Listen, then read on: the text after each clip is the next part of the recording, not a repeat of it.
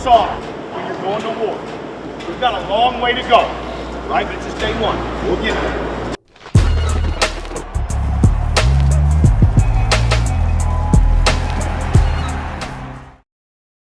All right, y'all. Welcome back and happy Monday evening. Sorry that we couldn't stream earlier today. It has been a crazy day, just to say the least. So wanted to get it done a little bit later. We talked about noon yesterday, but wanted to get it done somewhere around like 3, 4, maybe even 5. But then this Joey Aguilar news breaks, and I was like, okay, hold on. We got to regroup. Maybe we can do it a little bit later, push it back so that we can talk to everybody and just kind of like break down some more things. Because this is about what we thought would happen. I didn't know that it would happen this soon, but I am happy to see that Joey Aguilar is kind of following the same blueprint that I found out in my research. Hey, he's probably got a very, very good chance to actually get his extra year. And I feel a little bit differently about it now because they're talking about him coming back for spring practice. If he can come back for spring practice, that changes everything. But as y'all are in here, y'all please do make sure to like and subscribe to the channel. Appreciate y'all so much. We'll also be talking about Tennessee's running game. So there's some more things. Really, I would say that's probably like the biggest thing over the whole course of the offseason, outside of what we've already done, that will determine the amount of success that we can have regardless of who the starting quarterback is. In Chatsworth, I saw that you came in saying Vols. Unfortunately, bro, I'm not going to be able to pull that up for you, but we will be in the chat. I'm going to try to get through as much of this information as I possibly can first. But we will be getting to the members in the super chats first. So this one from my dog Tay's going on, bro. Happy to have you in here. Go Vols. So let me go on ahead and get this thing started, man. We also have a poll up. It's just asking, are we back? And I'm gonna check on that right now. Let me see how we looking on this poll first and foremost. All right, so 62% says yes, and there's 38% that says maybe. All right, so some people are still a little bit skeptical. That is all good. I understand it. And Ted's also saying that maybe the judge on this case is a Vol fan. Yeah, probably so. Probably will be. This is what the blueprint is. So let me jump into this part of it first, just for those of y'all that might have missed it.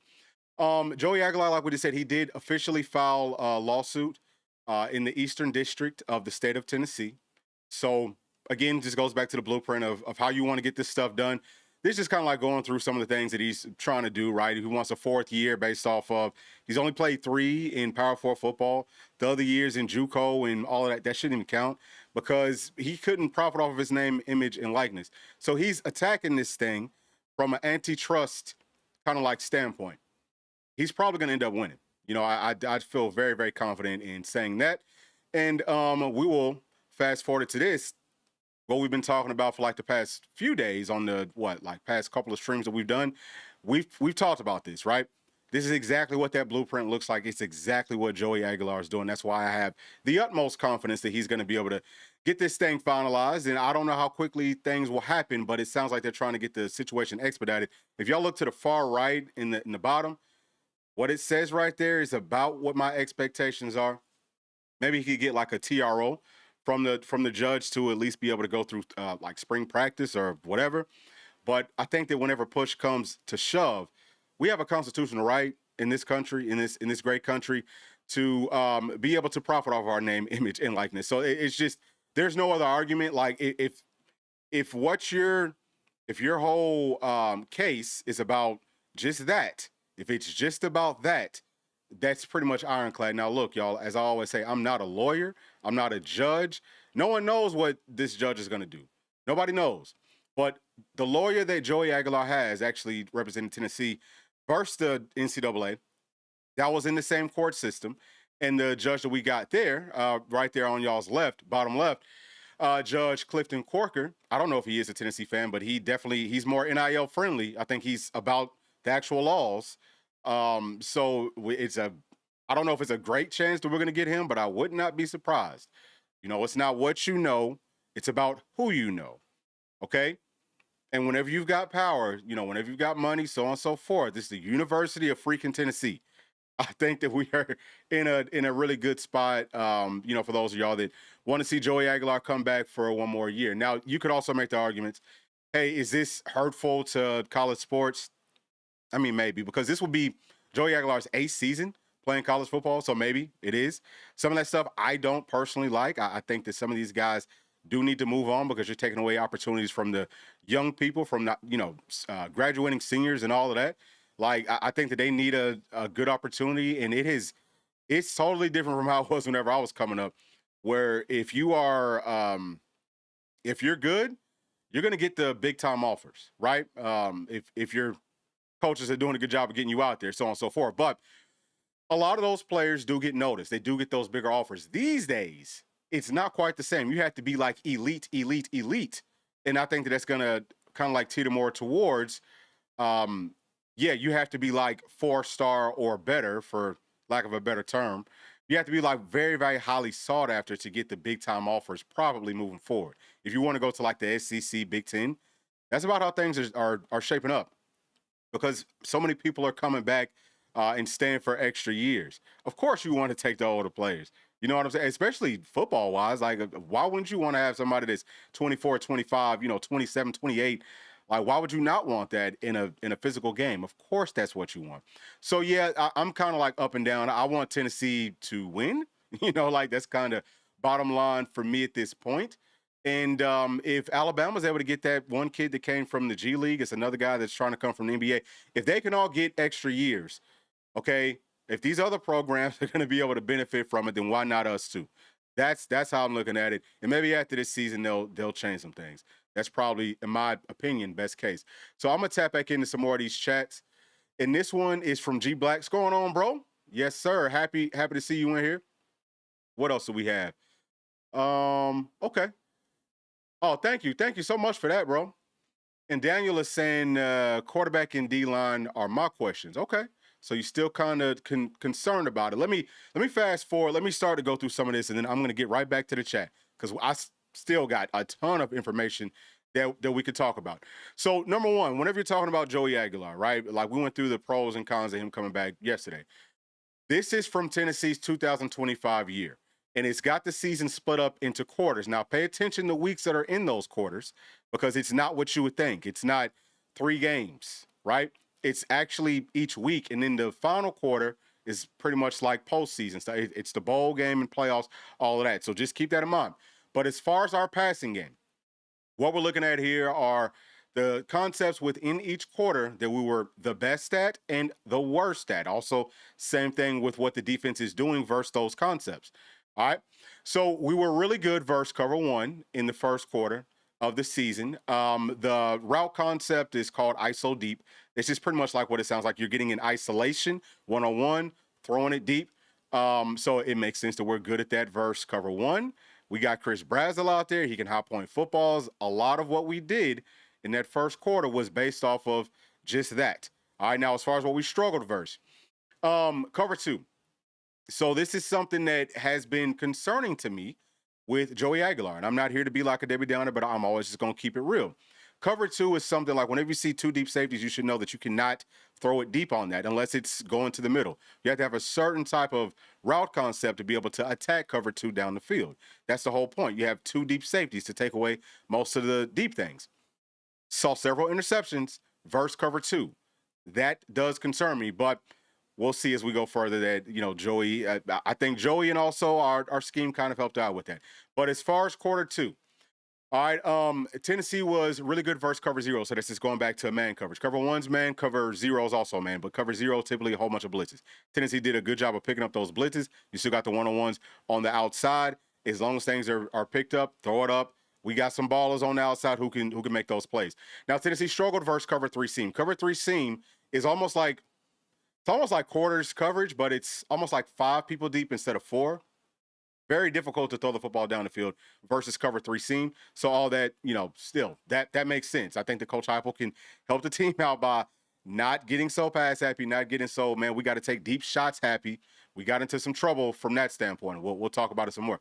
But quarter 3, we're really good versus cover 2. So now we're starting to flip some things, and we utilize flood concepts. So that's not throwing it deep down the field on cover 2 necessarily. It's more, hey, we're going to take intermediate or like check down stuff more towards the outside. Sorry if y'all don't understand what these concepts are.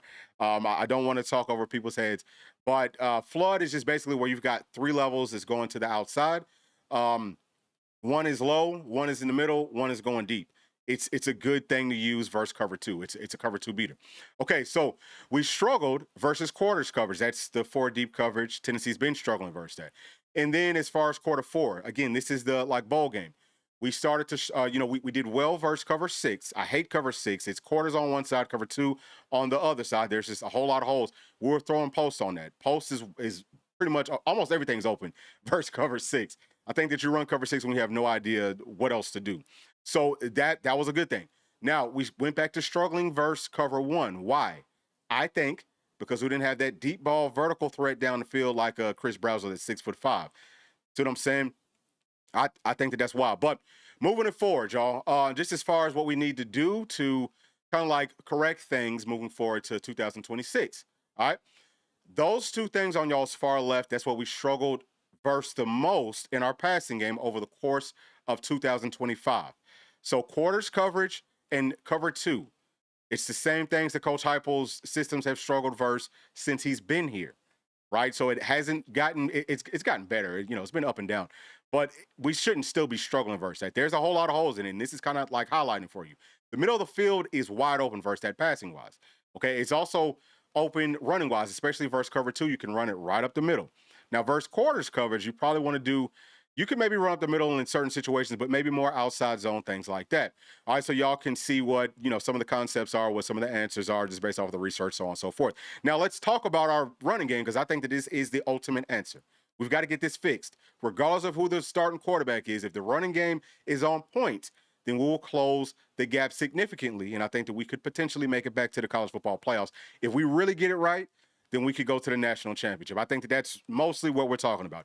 Take the football out of the quarterback's hands, whether that's, as much as possible, whether that's Joey Aguilar or George McIntyre, Faison or Staub. Does not matter. You don't want to, hey, man, we're going to throw the football too much. So either way, I'm not going to go through all this. I'm going to let y'all pause it if you would like to so that you can go through it more thoroughly. Okay, you can see all the quarters. We've already talked about what those quarters are. Okay, now I'm just going to take y'all to the end portion of it to show you that on the left, what are we struggling versus, y'all? Odd fronts still. So odd fronts, kind of like shell coverages, it is still a problem for our offense overall. And these are some of the answers. More duo. We'll talk about what duo is in just a second, but also more like pin pull. So Tennessee does run a pretty good amount of pin pull, but I think that we need to run a little bit more of it. So just like gap scheme stuff, right? Okay, so moving forward. Like we said, Coach Heupel has struggled versus these same looks since he's been here. What I'm showing you is just some of the changes that he's made, some of the tweaks in most of those years that he's made to try to overcome the issues that we've had versus this odd front and shells coverage looks, especially quarters coverage. But you could also talk about cover 2, like we just did, and then also cover 3 seam. Okay? It is a structural thing from our scheme, from how we run the football, from how we like to throw the football vertically a little bit too much. You've got to be patient, so on and so forth. So I wanted for y'all to just see that little bit of a recap. Now, this right here is showing y'all Tennessee right next to Indiana, 2025. The reason that I wanted to do this is because, number one, of course, they won the national championship, but also there are several similarities with our offense and with their offense. The 3 things that are kind of like highlighted in gold right there, that's a little bit of the separation. But just to talk about what's kind of like, very, very similar. Number one, they ran a whole lot of shotgun. Wasn't as much as Tennessee, but it was, I think, by like 1 percentage point off. Tennessee was like 1 percentage point higher than where Indiana was. They ran about 1% higher or 1% more pistol than Tennessee did. So we've talked about it. We need to get out of as much shotgun, and we need to run more. And, they say under center. Under center also helps. Obviously, y'all can see down at the very bottom, Indiana does run under center more. You know what I'm saying? Like, they run more plays from under center than what Tennessee does, or Tennessee did this past season.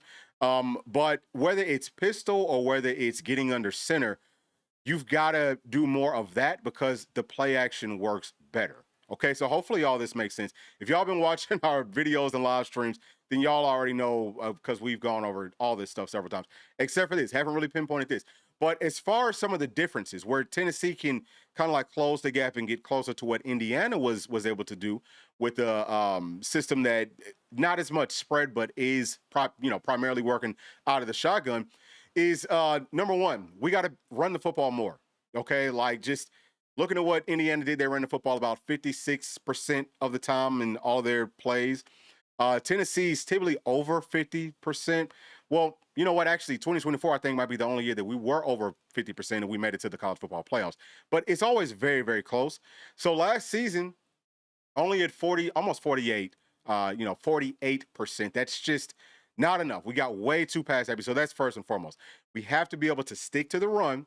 But for us to stick to it, we've got to be good at it. So next thing, okay, this is something that I love, really like these next two things. Something that I love whenever I watch Indiana play is they run a bunch of duo. So duo, y'all, is double teams at the line of scrimmage. Okay, so whenever you're talking about zone, it starts off as a double team at the line, but one of the offensive linemen from that double team peels off and goes to the second level. Now, it doesn't really matter what you run. It's all about how your personnel works. If you could have a personnel that works well with more of the inside and like outside zones rather than doing it with duo. But if you can utilize duo, I've said this for such a long time, dog, that's like 3 to 4 yards off the freaking rip. Off the rip. Like, you're going to get 3 to 4 yards. You might only get 3 to 4 yards, but you know that you're going to be getting positive yardage. The main problem with Tennessee's running scheme is that it's been so much of the zone and quarterback reads and things like that, where the backside is unblocked, okay? And that backside player was making a whole lot of the plays against our offense last season because they weren't really honoring Joey Aguilar's legs as much as they were with previous quarterbacks, right? So that was a huge part of the freaking problem. And if Joey does come back, you have to make sure that you block everybody on the line of scrimmage first. So duo would help out with that in a major, major, major way. We'll get a lot more push. You can operate play action off of the duo and, out of the pistol or from under center. It means a lot more, right? Because if those linebackers start kind of freezing because, oh, well, if we bite up too quick, then they're going to throw it right over our heads, then now that 3 to 4 yards from duo could turn into like 5 to 6 yards. So the way that Indiana was getting this done is with more like 6 or more offensive lineman sets. Very, very heavy sets. So they ran that about 5.8% of the time last season. Tennessee was less than 1%. Okay, like a fraction of 1%. So obviously that has to get better. And I think that Tennessee has the personnel to be able to, do those types of things. But if we can get the running game fixed, then I think that we can really significantly close the gap with all these championship teams. You know what I'm saying? Like, stick to it, tighten up on some of the scheme things. Now, I've seen so many different things just because I've been doing so much research on our offense versus everybody else's offenses. And one of the things that's also big for championship teams is having a multitude of different running schemes. Tennessee is very multiple with our running teams. Actually, a lot more multiple than Indiana was. It's just like what they did very well. Now, something else. As I've been watching more film on Indiana as the national champions, what I've picked up on, y'all, is those guys, like their offensive linemen really weren't that good. If you go back and watch that championship game, anytime that it was a one-on-one situation, they were getting, I'm not just talking about whipped, I'm talking about beat like they stole something, beat bad, beat instantly. Not everybody, but it was like one on every play. If they didn't have help from one of their other buddies, they was getting destroyed instantly, like quick. So it's crazy whenever you go back and actually watch the game and you see, well, dang, when they were passing it and they didn't have a whole bunch of help, if it wasn't like Max Pro, the ball's coming out super fast. So as impressive as what Indiana's head coach has done in 2 seasons with them, if you go back and really study, like kind of like how they're put together, man, it's even more. It's just like crazy what they've done. And actually something that y'all can do, I know we haven't talked about this in maybe like a week or two. It might have been longer than that. But y'all can go and check out this patreon.com/SEC all 22 film. It's got all of Tennessee's games up. It's got a whole bunch of stats. It's got things from our kind of like postseason all-star games as far as just like all 22 footage of those players going through practice, going through games. It's got other teams in the SEC. It's got several playoff games, the championship game. So if y'all are into that type of thing, if y'all like to study film, that's a great place for y'all to go and check it out. Again, patreon.com/SEC, all 22 film. All right, so with all that being said, y'all, let me go ahead and tap back into the chat because I see that there's several things coming in. I know that we just went over a ton of information. Let me see what all we got. Okay. So this one is from Vols Titan 8 saying that if you're willing to play by the rules, you're not keeping up. Yeah. I think that you kind of have to keep up. It's almost like, right? It's almost like when you're driving, there's a speed limit. Okay. I mean, here, if you're driving, what's the speed? I don't know what the speed limit is. 65 miles per hour. You need to get your butt in the slow lane because the real like average pace is probably about 80, 85. Like that's just regular driving, right? So yeah, I fully get what you're saying, and I'm on the same page with you. I've always been like that. And I think that the best coaches have always been like that. Like you have to be. You've got to do whatever you can do to go out and win these daggone ball games. All right, so Vols Titan 8 is also saying that Joey knowing the offense more and with a healthy arm, benign tumor on his bicep tendon, he was 70% max and could tell later in the season. That could be part of what his problem was. As I've said before, I just think that with Joey, I'm not so much concerned about his physical traits. I didn't see any, like, there wasn't a whole lot of things that I looked at with him physically, and I said, oh, wow, like, this just doesn't look good. He doesn't look quite the same. It's more about what he does mentally, and it's been the same ongoing issue since he's been at App State. But that's why, if he can come back and get a full offseason and actually be able to practice with us and really work on some of those things and get that better, then, yeah, I feel fine about it. But, yeah, that's what my biggest concern has been. I don't think that he really reads the field as well as some people think. Like, it's one thing about knowing the offense, but at the same time, you have to also understand football. And I think that there are several things that he could definitely learn. All right, so this one right here, this is a super chat. Thank you so much, Chatsworth. Appreciate you, bro. We are going to play the super chat clip for you, big dog.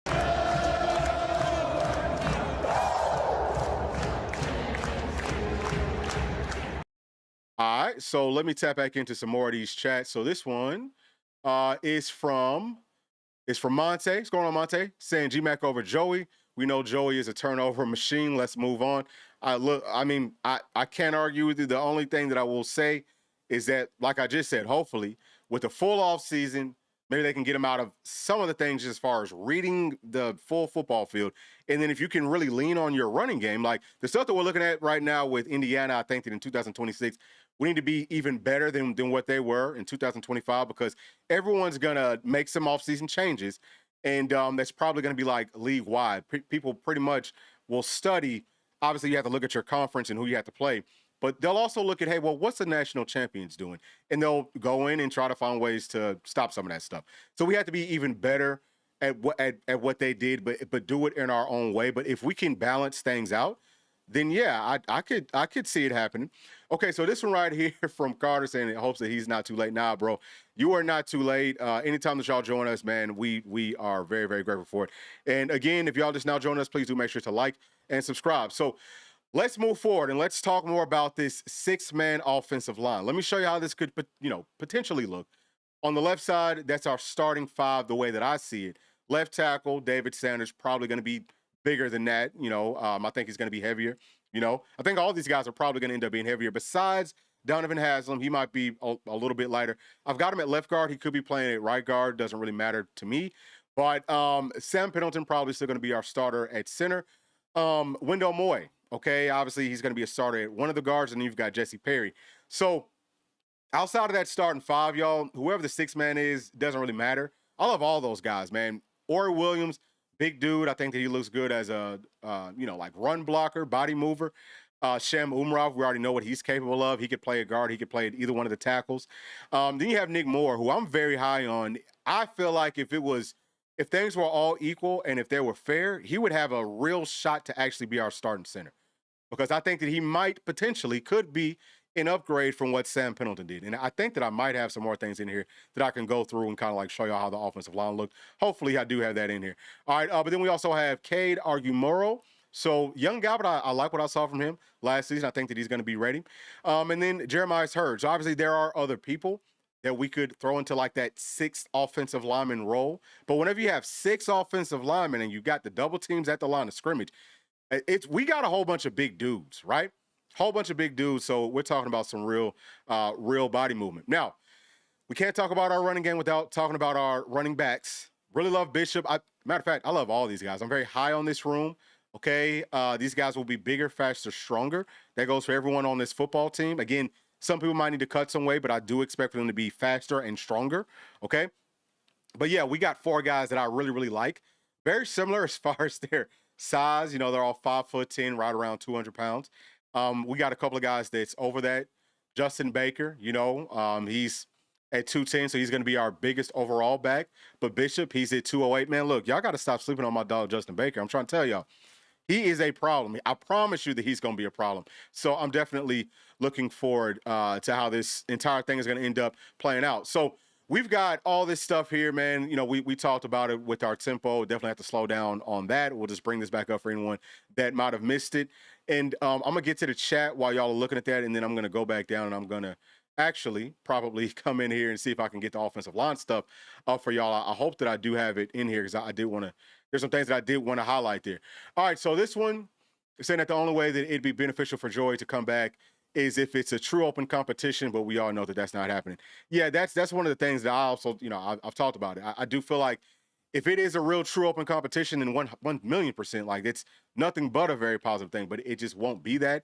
And I'm not trying to be, again, man, like a Debbie Downer and, you know, all of that, because I think that with a good offseason, Joey can pick up on the things that he needs to pick up on. But make no mistake about it, I do believe that our offense was somewhat limited from the things that we could do last season, from the standpoint of just understanding and processing and not being fooled and tricked with the defense that might rotate safeties late. See what I'm saying? And some of that stuff, like, I mean, dude, throwing an interception in double coverage versus cover 2, that just really shouldn't happen if you're an older player. So I think that it could be very easy to get him out of that. Well, I'm not gonna say very easy, but maybe it's something that we can really drive that point home. Still some other things that I would like to see him get out of, but we still just need to lean on our running game, slow the tempo down, let that defense stay off the field, and so on and so forth. So this one right here from Steven Johnson saying, okay, thank you so much for that. One of the reasons is why, yep, I 100% will. Thank you so much for that. Yeah, man. Oh, okay, yeah. So you think that Bishop was better than Starr? I mean, I can see that argument. I think it's all on just like a personal preference. My overall point was, don't sleep on Starr Thomas. Like, stop. It felt like we just stopped playing him. I have no idea why. Because one of the things that we just kind of like looked at, right, is with that odd front, you want to be able to run more outside zone. Tennessee's been working on that. You know, we've been working on that since pretty much Heupel's been here. And last season was the first season that I guess he really felt comfortable enough to kind of like stick to that. I think that the offensive linemen that we went out and added from the portal, Wendell Moy and Pendleton, I think that we went out and targeted those guys to run more outside zone because they have pretty good speed for, like, you know, offensive linemen.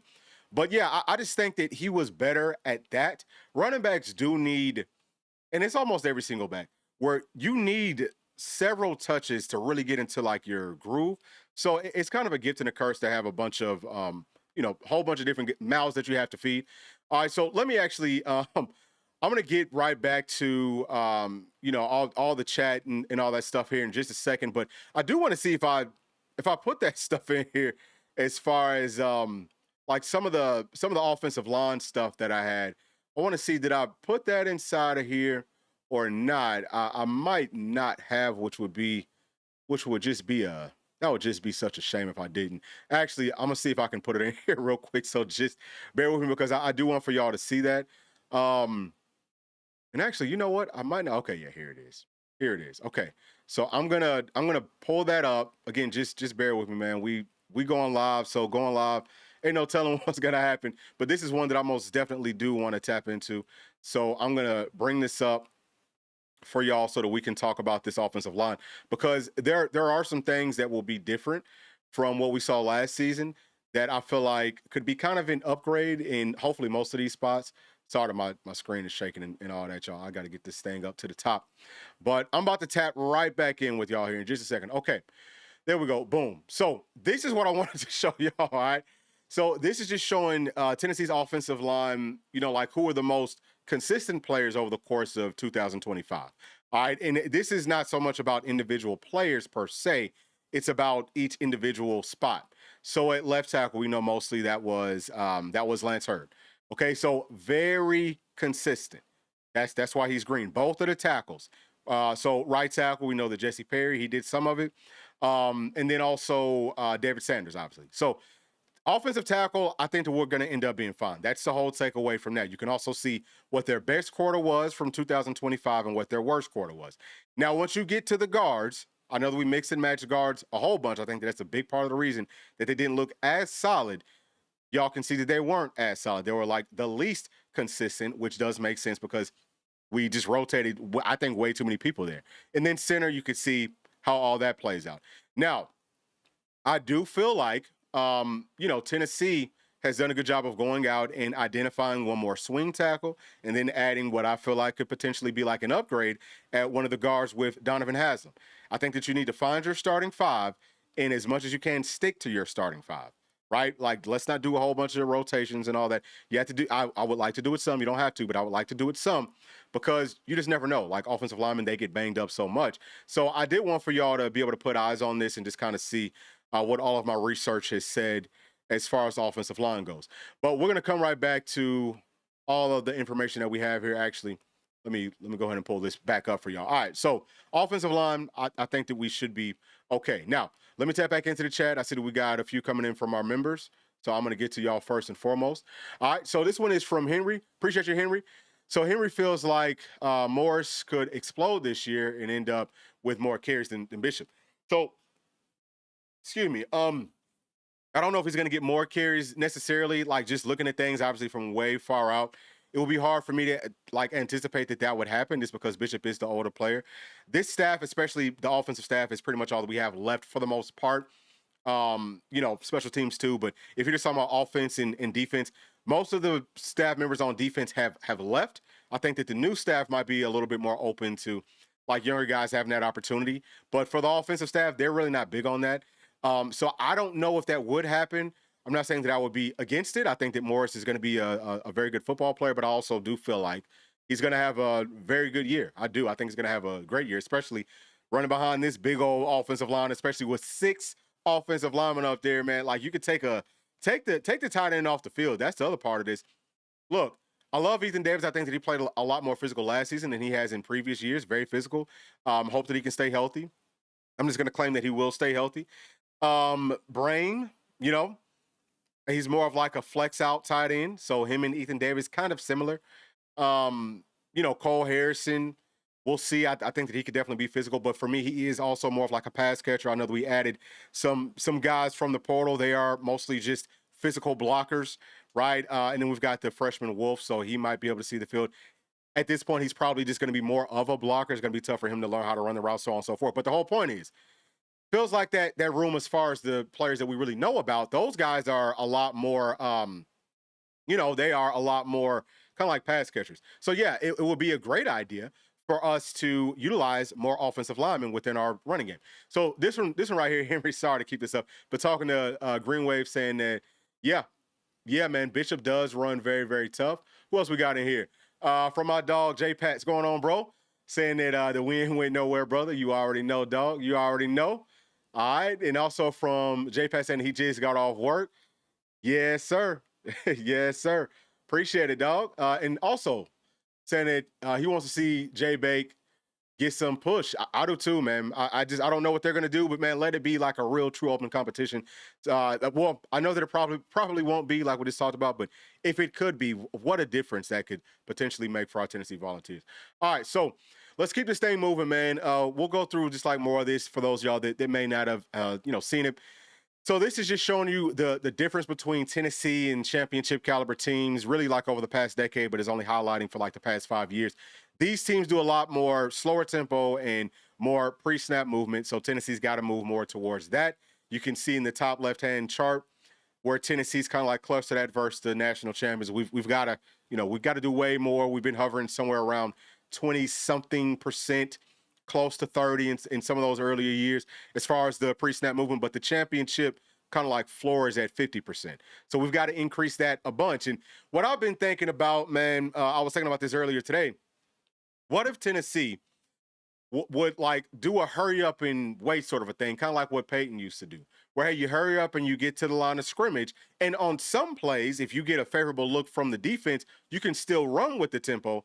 But if you don't like something, then the quarterback actually has the, like real freedom to, okay, whoa. stop it. Let me, let's move some pieces. Like, hey, shift this here, right? Like move the power from the right side to that left side, see what it does to the defense. Okay, let's just move one more piece back to this side so that we got the favorable matchups. And then like Joey knows what he's throwing to, like what the coverage is. So it's not just, hey, this looks like this could be cover two. Make them show what they're actually in, right? And then okay, I can throw it here now. That could also help with some of the, costly turnovers and things like that. So this is more of like what I'm thinking. I don't know that they would ever do that. That's a lot of processing that would go into that. Wouldn't be very easy to get that done. But is it possible? I think that everything is possible. Listen, whatever you put your mind to, you can do. So if the staff and if the team puts their mind to it, I think that they could do that. And I can't think of any college teams that have done an offense like that. But that could be extremely beneficial. Get the best of both worlds, but also still be able to, again, slow it down so that the defense isn't on the field all the time. See, it's just all about being able to make those necessary changes. That's my whole point. So moving forward, this is just talking about the RPO and the shotgun. Y'all can see that Indiana is absent from this, but the championship standard as far as like running shotgun, it's somewhere, it's somewhere around like 80%, which is almost exactly what Indiana was at. I think that they might have been like right at 80%. So that's about as high as you can probably go. So we had to kind of tweak that, get that down. Obviously with RPO, you don't want to run as much RPO, even though Indiana, they ran a pretty solid amount of it. I think that they were at like 25% RPO. Tennessee was somewhere around like 30 or something. Actually, I think that it might be inside this chart right here. Yeah. There it is. So we were right at 30 in 2025. So we need to get that down by about 5%, exchange that for some real true, more pistol, under center stuff, and do some real true play action. All right. So that's how all that looks.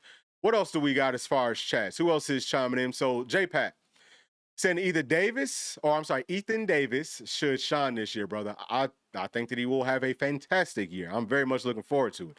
Like seeing the level of physicality that he stepped up with in 2025, and then understanding how much of a chess piece he can be if you flex him out and do some crazy funky stuff. Yeah, I'm anticipating that he's going to have a hell of a year. Okay, so from Caden, how do I feel about the defensive line? Very good question. So sorry to bring that back up, bro.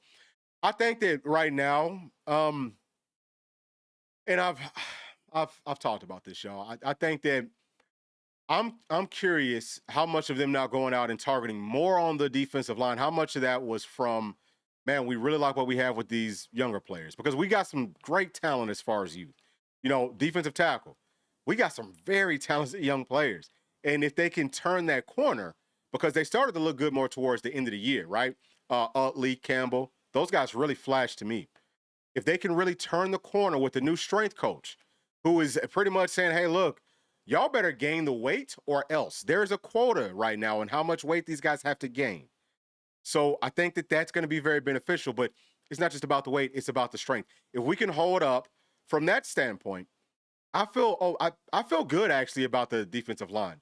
As far as the edge rushers, I don't love losing Jordan Ross. I would love to still have Jordan Ross along with what we added, because I love Chaz Coleman. I think that Chaz Coleman might have he could be one of those kind of like top 5 picks as a edge rusher, right?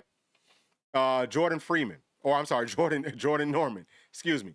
Love him. I think that he's really going to flourish with this 4-2-5 system instead of playing in that 3-3-5 system. You might see his, pressure rate and all that go up exponentially. Okay. So I like what we have there. I've got some questions about the depth because, again, it is very, very young. But I'm just going to trust that the coaches know what they're looking at, right? Coach Garner, you can make the argument, well, the defensive line didn't look great last season. How much of that was somebody else's fault? How much of that was on some like outside circumstances or whatever? I'm just hoping that was kind of like an outlier season. The pass rush wasn't great at the end of 2024 either, but I'm thinking that maybe that was more because of our strength coach. Maybe that's what it was. Maybe we just needed a change there. Okay, so hopefully that is the case, but that's a huge, huge, huge deal. They better hope that they was right, because if that defensive line, if that thing is wrong, boy, it's going to be a long season. Either way, we're really going to have to, like, the running game is going to way more pressure on those guys. All right, so J-Pat is saying that his size and speed, Davis, if used right, yeah, 1 million%. 1 million%. Also saying that defensive tackle, We got Isaiah Campbell and Utley, and stamina needs to be big on Owen's agenda. I'm right there with you, bro. I think that you are saying it all correctly. And Henry saying that Peyton did that no huddle check offense with the Broncos all the time.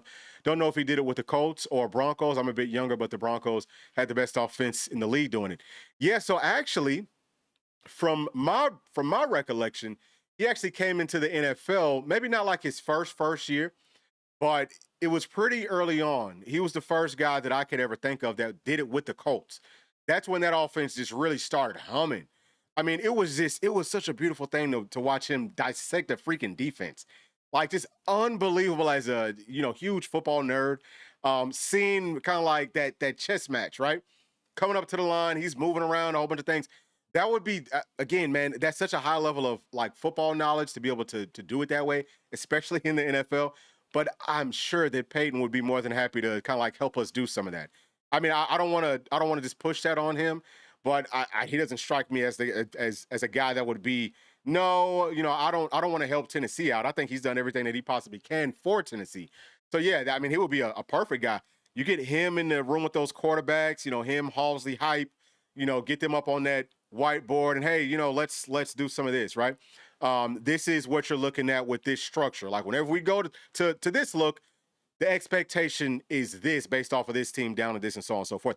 I would love for us to freaking do that. And if we can get it done, I'm not like a betting person, but I will put a bunch of money on us to probably run the freaking tables because see, like that makes such a difference in the whole like offensive flow. So this is our schedule for obviously for 2026, just to kind of like bring that back up. Let me see, what else do we have in here?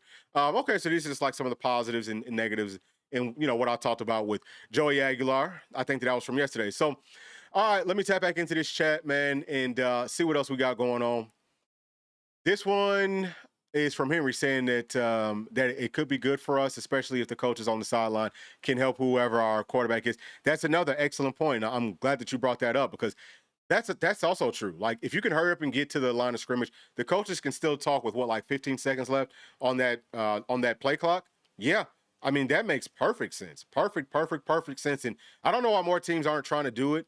Probably just because it is so much to kind of like install, so much work that you got to put in to be able to get that done. All right. Get us some Omaha calls. Yeah, man. Peyton in there. That'd be beautiful. I would love to see that.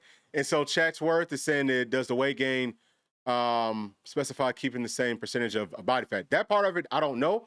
I'm sure that they want to try to, as much as you possibly can, cut the body fat and like your entire body composition. You want more muscle mass and you want body fat. That would help out with, just like not being gassed at the end of games. But it feels like from what P said, because P knows a lot about all that type of stuff, he knows a ton about it, but he was like, yeah, like this stuff that we're doing now, it is definitely different. There's some things that are like flexibility elements too, where like whenever you see these guys squatting, we're now squatting, I think below parallel. Don't quote me on that, but we're squatting very low. That's a good thing as far as being more like flexible. Like that should help you to hopefully have less injuries, right? But it also makes you a lot stronger. Like it's a full range of motion.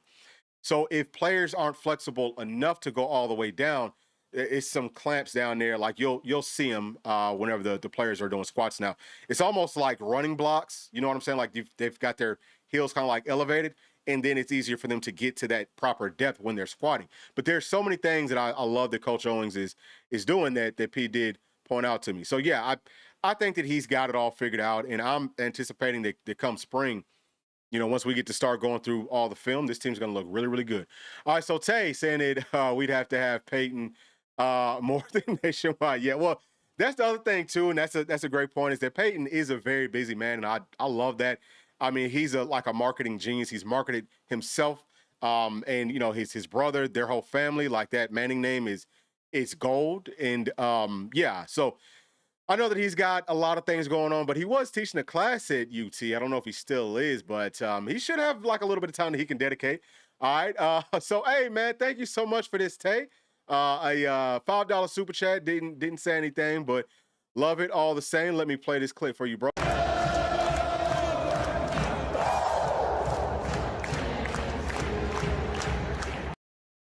right. So what else do we got as far as chats? Looks like we got one coming in from JPat.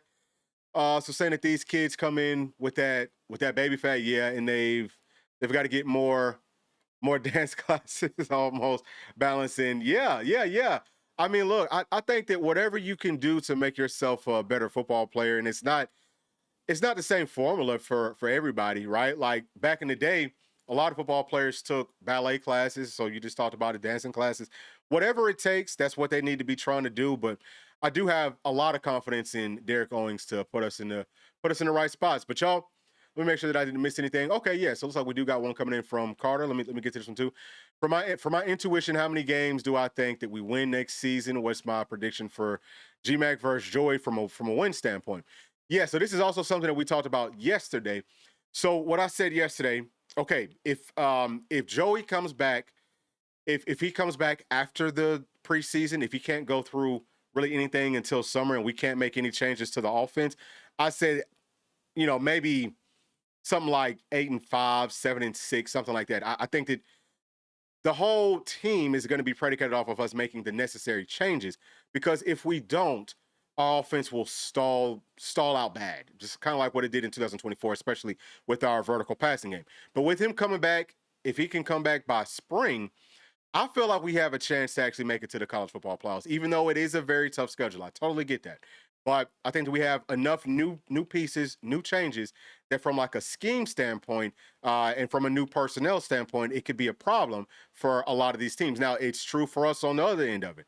We're going up against different coaches, different schemes, different players. So it's not as consistent as it was as far as game planning as it used to be.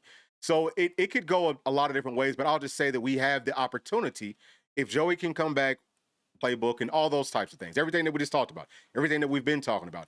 If we do that, I feel fine. And I would feel the same way if it's George, because the offense could actually look different, right?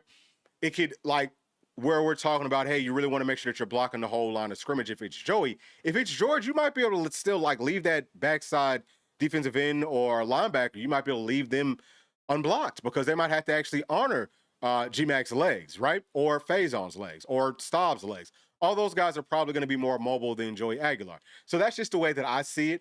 But yeah, I think the Tennessee, either way, hopefully we'll end up being in a really, really good spot. Okay, I see we got some more coming in. So Henry is saying would love to hear my brother on the show sometime. Yeah, I wasn't watching when he was featured more. Yeah, thank you so much for that. Yeah, he is. So Cannon, my nephew, P's son, he is doing very, very, very well. God is great. I mean, just an unbelievable turnaround. Like I said, I'm going to let P kind of give his testimony and how that whole situation played out. But when I tell y'all that God worked a miracle from all of the prayers, just like abundantly thankful and grateful, number one, to the Most High, but also to everyone that just like sent your thoughts, prayers, and all of that, just everything that people did, just huge. So thank y'all once again for that. But yeah, P will be back. You know what I'm saying? Obviously he is, busy doing what he's doing, but he will most definitely be back. And it's always fun having him. So from JPat, saying that the offense has to evolve throughout the season. Yep. GMAC ceiling higher. Joey has experience and has a high floor, 1,000%. I'm right there with you. And that's the whole point in the changes that we're talking about. It's one thing to be good to start games off, to start the season off, but it's a totally different thing. Like championship teams, they do get better over the course of the year. If the base of your scheme is too simple, if you can't really add to it, right? Like think of, I don't know, Legos or like whatever you want to think of, right? If you can't add to that, if you can't grow within whatever you start the season off with, it's going to stall out. The further that you get into it, because your tendencies, it's too much information on what you're trying to do. So, yeah, that's something that Tennessee most definitely needs to do moving forward. And Chatsworth, okay, some Southern Cal quarterback who signed up for actual dance class. Yeah, man. I mean, look, bro, that is such a good thing. I think playing multi-sports as a whatever sport that you play, if you're multifaceted, it makes you an all-around better athlete. So, yeah, I think that makes perfect sense. But, y'all, appreciate you for joining us tonight. I know that we went pretty late, but always good to chop it up. We're going to come back tomorrow at some point. Not sure if we'll be able to actually go live for it or how we're going to do it, but we will be back. Hopefully, y'all will be joining us. Please make sure to like and subscribe to the channel, and we'll be talking to y'all tomorrow. Thanks. Peace.